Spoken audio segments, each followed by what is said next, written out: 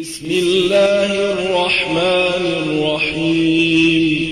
يسر موقع أنا السلفي أن يقدم لكم هذه المادة.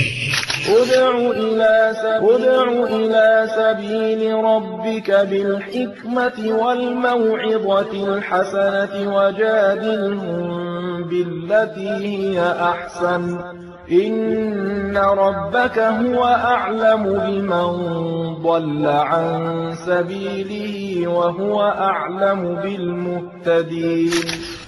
الحمد لله وأشهد أن لا إله إلا الله وحده لا شريك له وأشهد أن محمدا عبده ورسوله صلى الله عليه وآله وسلم.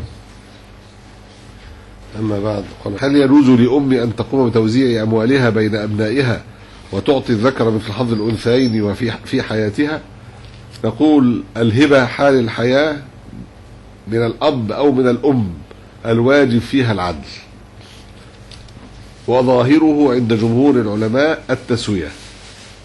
العدل عند الجمهور أن يهب الذكر مثل الأنثى، لعموم قول النبي عليه الصلاة والسلام اعدلوا بين أولادكم، إلا أن الحنابلة يرون أن العدل هو أن يكون للذكر مثل حظ الأنثيين، والصحيح قول الجمهور وهو أن النبي صلى الله عليه وسلم قال بين أولادكم ولم يذكر فرقا بين ذكر وأنثى.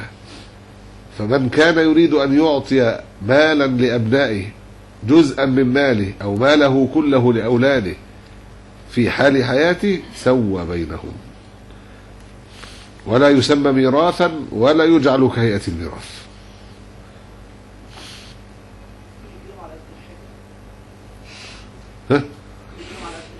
لا، يجوز تخصيص البعض بالهبة إذا كان لحاجة أو مرض أو زمان أو فقر، هذا يجوز أن يخصص. الفقير يمكن أن يخصص، المريض الزمن يمكن أن يخصص.